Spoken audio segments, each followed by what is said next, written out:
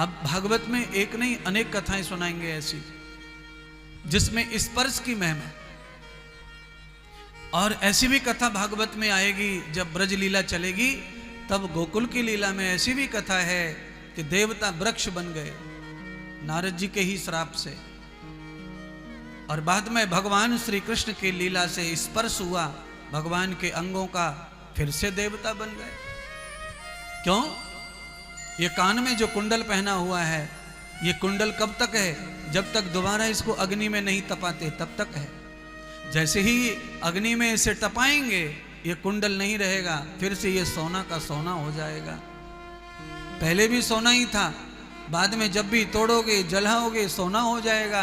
ऐसे ही प्रत्येक जो मानव है, जीवन है, जीव आत्मा है, ये सभी ब्रह्म अंश हैं और ये बाद में भी ब्रह्म के ही अंश में विलीन हो जाती हैं। कब? जब प्रलय हो जाता है तब। हिरण्यगर्भः समवर्तताग्रे भूतस्य जाताः पतिरेक आसीत्।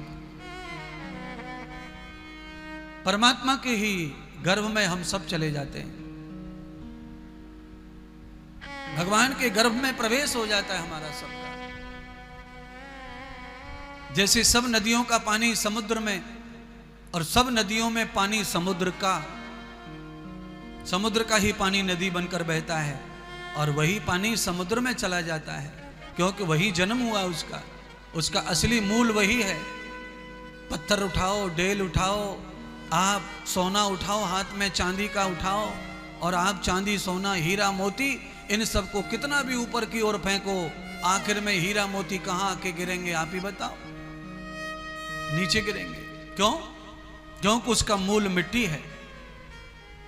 इसीलिए हीरा कीमती हो सकता है, मोती कीमती हो सकता है, पर उसका मूल तो मिट्टी है, अर्थात वह मिट्टी ही है और कुछ नहीं है वो। पर विज्ञान के कारण, जरूरत के कारण मनुष्य की बुद्धि ने उसे खोज करके कीमती बना दिया। अगर मनुष्य ना होता तो हीरा मोती को कीमत ना होती, ये ध्यान रखो। आप भैंस के गले में हीरा डाल दो, ले लो कीमत। कीचड़ में लौटेगी तो लौटेगी घंटारों समझ के।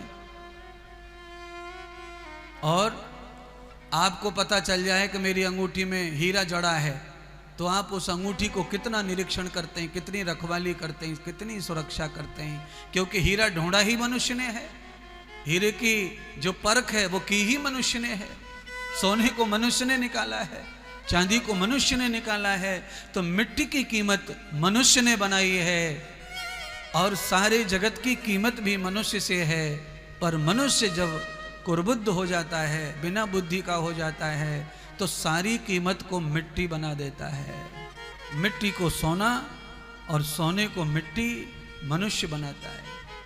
अपने जीवन को कहां से कहां और कहां से कहां। देखो, दोनों ही शब्द मेरे एक जैसे हैं, पर समझने में दोनों शब्दों का अर्थ आपको भी समझ में आया। अर्थात फिर से सुनो, एक जैसे शब्दों के दो अर्थ हैं। मनुष्य अपने जीवन को कहां से कहां और कहां से कहां पहुंचा देता है, तो दोनों ही शब्द एक जैसे हैं। पर आप समझ गए, मनुष्य जीवन को आकाश में पहुंचा देता है और पाताल में पहुंचा देता है, गर्त में गड़बड़ खराब कर देता है।